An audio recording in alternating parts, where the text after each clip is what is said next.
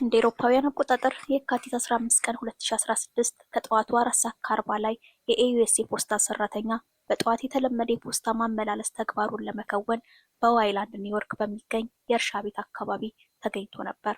በአካባቢው ከአንድ ቤት ከባድ የእሳት ቃጠሎ ተመለከተ። ወዲያውም ለ911 ጥሪ ያደረገ። ጥሪ የደረሰው የፖሊስ ቡድን የእሳትና ድንገተኛ አደጋ ሰራተኞችን እንዲሁም የሕክምና ቡድን አስከትሎ በቦታው ደርሷል። ቦታው ገጠራማ በመሆኑ ቡድኑ ለመድረስ ጊዜ ፈጅቶበት ነበር። ቤቱ ሙሉ በሙሉ በሚባል ደረጃ ነዷል። የቤቱ ባለቤት የ60 ዓመቱ የእንጨት ስራ ባለሙያ ዴቪድ ኦዴል እንደሆነ ታወቀ። የአካባቢው ማህበረሰብ ቁጥር ትንሽ ስለሆነ ሙሉ በሙሉ በሚባል ደረጃ ይተዋወቃሉ። የእሳት አደጋ ተከላካዮች ከእሳት ነበልባል ጋር ሲዋጉ፣ ጎረቤቶችም ሲሰበሰቡ ሁሉም በአእምሮ ውስጥ የቤቱ ባለቤት ዴቪድ ቤት ውስጥ ነበር የሚል ተመሳሳይ ጥያቄን እያሰቡ ነበር። የሚያሳዝነው ነገር የቤቱ ባለቤት ዴቪድ በቤት ውስጥ መገኘቱ ነው። የእሳት አደጋ መከላከያ እሳቱን ከተቆጣጠረ በኋላ የተቃጠለውን የዳዊትን አካል በፍርስራሽ ውስጥ አገኙት። በምርመራው መሰረት ቃጠሎ ሆን ተብሎ የተቀሰቀሰው በቤቱ ምድር ቤት አክሰለረንት የተባለ እሳት እንዲስፋፋ ለማድረግ የሚያገለግል ንጥረ ነገርን በመጠቀም እንደሆነ ተረጋግጧል። ይሄኔ ፖሊስ ስለ ዴቪድ የበለጠ ለማወቅ በአካባቢው ያሉ ሰዎችን መመርመር ጀምሯል። የዛሬ ወንጀል ታሪክ ዳሰሳችን የሚመለከተው ታሪክ ነው። ሰብስክራይብ በማድረግ ቤተሰብ እንሁን። አስተያየታችሁንም በኮሜንት አድርሱኝ። አብራችሁኝ ቆዩ።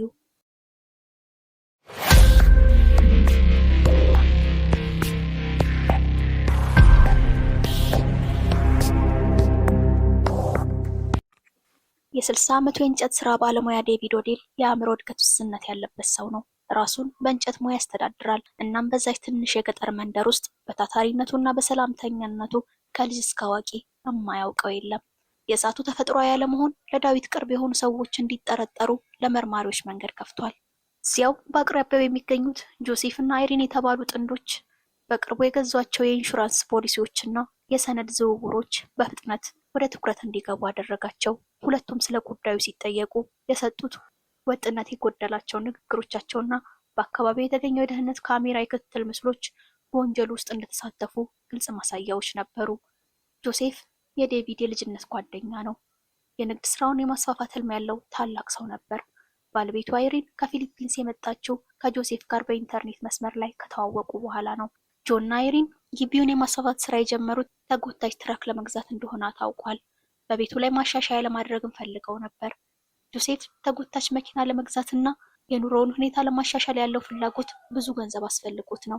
በተመሳሳይ መልኩ አይሪን ልጆቿን ከፊሊፒንስ ወደ አሜሪካ ለማምጣት ፈልጋለች። ይህም ደግሞ የገንዘብ ጫናዎችን ይጨምርባቸዋል።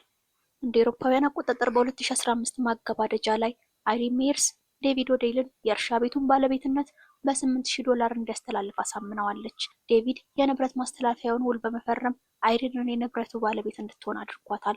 በመቀጠልም አይሪን በቤቱም ሆነ በዴቪድ ህይወት ላይ $140,000 በላይ የሆነ የኢንሹራንስ ፖሊሲዎች ራሷን ብቸኛ ተጠቃሚ አድርጋለች። የጥንዶቹ የመጀመሪያ እቅድ ዴቪድን መድኃኒት መከልከል ነበር። ይህም ለተጨማሪ የምጥል በሽታ ያጋልጠዋል ብለው ተስፋ አድርገዋል። መድኃኒቱ ግን በዴቪድ ላይ የፈጠረው የተለየ ተጽዕኖ አልነበረም። መርማሪዎቹ የጆሴፍ ሜየርስን ተሽከርካሪ በዴቪድ ቤት አጠገብ ከቃጠሎ በፊት ብዙ ጊዜ ቆሞ የሚያሳይ የካሜራ ምስል አግኝተዋል።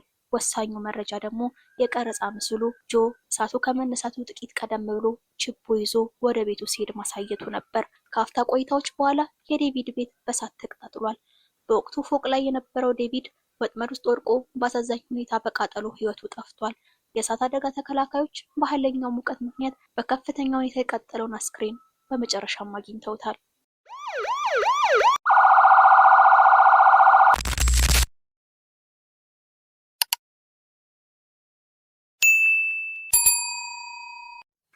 ዴቪድ ጆሴፍ ሜየርስን እንደ ቅርብ ጓደኛው አድርጎ የሚቀርበውና የሚያምነው ሰው ነበር።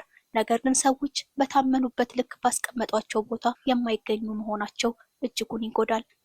ክህደት በዙሪያችን ካሉ የሚቀርቡን ሰዎች ሊመጣ እንደሚችል በማሰብ በግላዊ ግንኙነቶች ውስጥ ሁሌም በማስተዋል እንድንራመድ ታሪኩ ያስተምረናል። የሩቅ ሰውማ የሩቅ ነው። አካል ጉዳተኞችን ደካማ ጎናቸውን ተጠቅሞ ሊያጠቃ የሚፈልግ ደግሞ ብዙ ሰው አለ። በተለይ የአእምሮ እድገት መዘግየት ያለባቸው ጉዳተኞች እንደ ዴቪድ በአደጋ ተገላጭነታቸው ምክንያት ኢላማ ይደረግባቸዋል። ይህ አካል ጉዳተኞች ላይ የሚደርሱ ጥቃቶችን ለመከላከል የማህበረሰብ ጥበቃና ድጋፍ አስፈላጊ መሆኑን ያሳያል። ሜየርሶች ዴቪድ ኦ'ዴልን ለመግደል ያደረጉት ሴራ ከስግብግብነት የመነጨ ነው።